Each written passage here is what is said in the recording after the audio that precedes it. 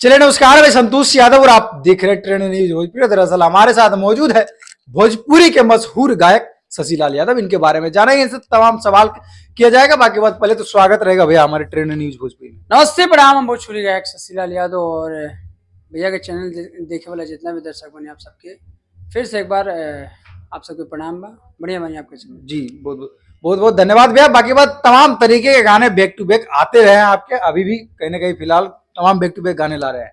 हाँ, गाना तो हमने ले आते रहिले, हमेशा गाना आवेला जी। तो एक गाना पहले सुनाइए भैया जो खेसारी लाल यादव पे ला है। अच्छा, एक अभी नया साल के गाना आइल बा जिसमें करीब करीब अपना भोजपुरी के 20 गो गायक लोग जो बड़ बड़ भैया लोग बानी लो जी। सब के नाम में मेंशन बा। अब उतना गाना गावेला तो फिर पूरा समय चाहिए, लेकिन हम मुखड़ा थोड़ा सा गाए थे। अरे बीतता हवे 24 सोना 25 सुनाई हो, बीतता हवे 24 सोना 25 सुनाई हो। खेसारी जी के खेत में यसो मुर्गा भुजाई हो। अरे पवन जी के जिला से साउंड बनाई हो। खेसारी जी के खेत में यसो मुर्गा भुजाई हो। बहुत बढ़िया भाई। मैं कल्लू जी के घर से कठरा चुलानी छोटू छलिया के राकेश भैया के नाम सब गायक भैया लोग के नाम सबका कहने का इस गाने में नाम लिया गया है। जी जी। बाकी बात जब अभी नाम आ जाता है खेसारी लाल यादव के, उनके ऊपर कहने के बैक टू बैक अभी 4-5 गाने कहने के आप गाए हुए। एक गाना उसी में आप गाए हुए कि काहे सबके फाटा था, मतलब खेसारी भैया के जिम से। ये गाना कहीं ना कहीं गाया। अरे बिगड़ी न कुछ भोजपुरी के भीम के आगे का लाइन ध्यान नहीं किया हुआ, पंच लाइन से गावत लेके लाइन से। अरे बिगड़ी न कुछ भोजपुरी के भीम से फाटे काहे भैया खेसारी के जिम से। ये गाना में कहीं ना कहीं कुछ लॉजिक छुपा है, क्योंकि अभी नहीं, हम तो ऐसे मस्ती में जाके ले गए, हम किसी को ठेस नहीं पहुंचाए हैं और बाकी जिसको पहुंचना हो पहुंच गए। देखिए ये गाना जो है एक चीज पे अटैच करता है, वो है कि खेसारी लाल यादव और जो एक गाना उनका किसी का नाम मत मेंशन कीजिएगा, आप ऐसे ही बोलते रहिए, बाकी समझने वाले सब समझ। बिल्कुल बिल्कुल। देखिए उनका एक जो रील काफी ज्यादा वायरल हुआ, लगभग बोले थे 200 मिलियन।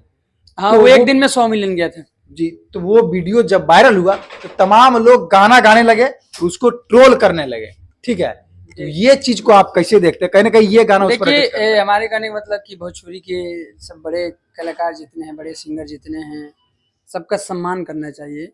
बिल्कुल। देखिए, अगर हम सम्मान नहीं करेंगे तो बाहरी लोग कैसे सम्मान करें? अगर हम किसी बड़े कलाकार को गाली देते हैं, अगर मेरा न्यूज वायरल होता है, अदर इंडस्ट्री के लोग इस न्यूज को देखेंगे, इस वीडियो को देखेंगे, तो यही सोचेंगे भाई उसके घर का लोग तो खुदे गाली देते। तो आप अपने भोजपुरी के कोई भी कलाकार हो, किसी कोई भी हो, आप सबका सम्मान कीजिए, सबका तारीफ कीजिए और अच्छा अपना सुझाव दीजिए।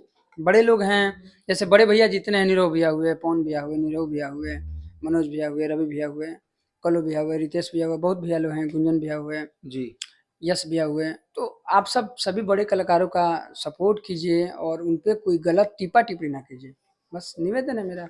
भैया जी कहीं ना कहीं उनके ऊपर एक जिम का वीडियो बनाने पर उनपे गाना ला दिया जाता है और उसको उसी तरीके से ट्रोल किया जाता है। जाए दी जेकरा जोन विचार बा करे के वो करता, अपन काम बा काम करे के, उससे उसको कोनो खेसारी भैया के प्रभाव पड़ेला?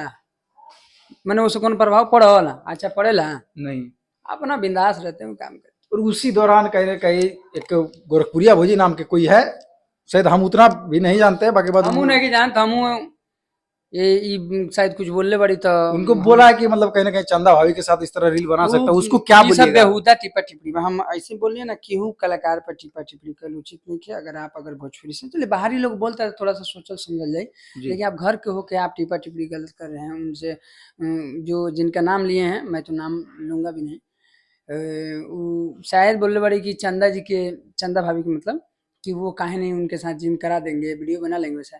अरे बेहुदा जैसन पहले तो तू सवाल के लिए बड़ू कहे का मतलब बा जे सबके एक मर्यादा बा। अगर हम अपना माई पापा के वीडियो में माई पापा का रोल दे देती तो काहे ला फिल्म में माई पापा का रोल ला क्यों कलाकार आई? अगर हीरोइन बना लेती हम अपना मेहरारियों के है तो काहे ला हीरोइन? अरे सबके अलग अलग रूट बा, कोनो सत्याग्रह ट्रेन है, कोनो सप्त क्रांति है, कोनो सुपर फास्ट है, कोनो मेल है। आ उनकर घरवा बेटी बहन के बारात आवत हुई चाहे जात हुई उनकर घरवा से, तो ऑर्केस्ट्रा काहे ला बाने ली? हम ये कोई देखला के बाद एगो वीडियो देखनी हूँ कि ऑर्केस्ट्रा नाचता तो अब वो नीचे नाचता रही तो ऑर्केस्ट्रा वाले के नीचे उतार दो अपने साड़ी के पल्लू ऐसे खोस के चढ़ जाए चाहिए। तो ये सब बेहुदा बात बा, ये सब बात से कौन मीनिंग नहीं, बस चर्चा में आवेला चंद व्यूज खातिर बाकी कुछ उनका वीडियो आप देखते हैं? ना हम नहीं जाना तुम्हारा क्या, हम तो अभी जैसे आप ही जैसा न्यूज भाई लो हमारा जो यूट्यूबर बा या न्यूज वाला लो बड़ा लो जो लोग सवाल कर तो हम जानते ना जी।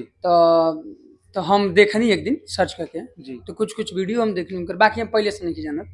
उनका भी कहीं ना कहीं वीडियो का जो कैटेगरी है उसी तरीके का है, जब आप उसी क्षेत्र से आते हैं। एक और वीडियो हम उनकर देखनी ऐसे सर्च करनी तो मैं वीडियो शॉर्ट वीडियो रहे यूट्यूब पे ही कि जैसे वो की नथिया के बेटवा रे ऐसे हम बोल भी नहीं सकत कि मुजवानी में जैसे नहीं होता है, वो स्क्रिप्टेड वीडियो है, ऐसा नहीं कि वो गलत, मैं उन पे एलिगेशन नहीं लगा रहा हूँ, लेकिन स्क्रिप्टेड वीडियो बाबू पति पत्नी ही अपना नोकझोंक करता लो कि मुजवानी में जैसे लड़का लड़की कैसे पकड़ा लसन जैसे हमने देखे नहीं वीडियो वो टाइप के।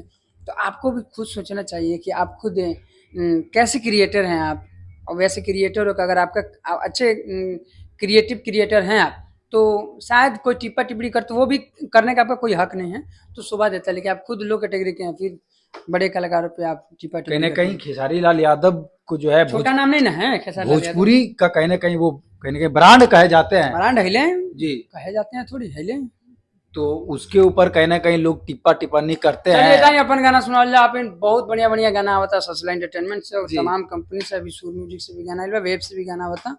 आप सबके एक गाना याद दिला दी 2023 के बहुत बड़ा गाना 70 मिलियन करीब करीब बढ़ गए अभी 3-4 गो चैनल काउंट करके।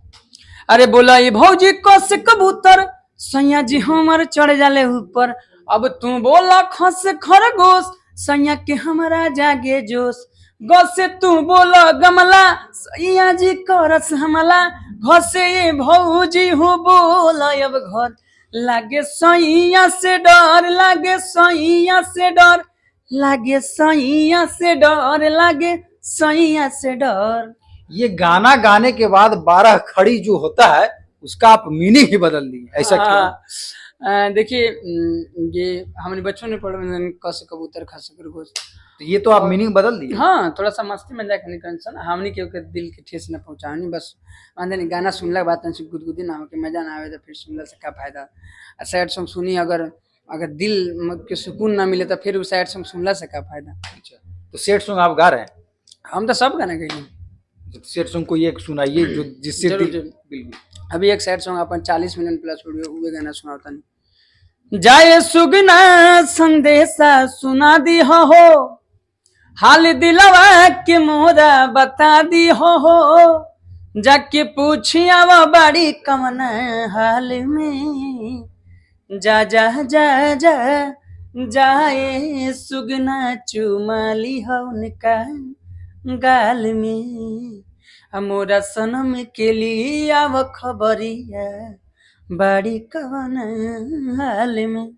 जी कहीं ना कहीं ये दर्दनाक गाना था जो कि शशिलाल यादव का एक दर्दनाक गाना, काफी कहीं ना कहीं ये गाना हिट है। हाँ ये तो अभी यूट्यूब पे देखिएगा 40 मिलियन आसपास है, 39 मिलियन कुछ लाख है, 40 मिलियन मान लीजिए। जी बाकी बातचीत करके काफी अच्छा लगा। लास्ट में अपने दर्शकों को क्या बोलिएगा जो आपको इतना चाहता है? आप सब 2025 में तैयार रही, एक से एक बढ़ के गाना आ रहा बा। आप सब गाना तो हम कंटिन्यू करी ले, महीना के 30 गो 35 गो 25 गो 20 गो हम गाना हमेशा करी ले, और आप सब आशीर्वाद प्यार दुलार दे ही ले। अब होला कि सभी गाना के ना मिलेला और अपना हाथ में कुछ होलो नहीं कि अपना हाथ में तो बटन दबा दो ले 100 मिलियन, लेकिन आप सबके प्यार के बदौलत ही कुछ हो सकता। आप सब प्यार बनौले रही और आप सब सभी गाना के प्यार आशीर्वाद दी और स्वस्थ रहे मस्त रहे। चलिए बहुत बहुत धन्यवाद।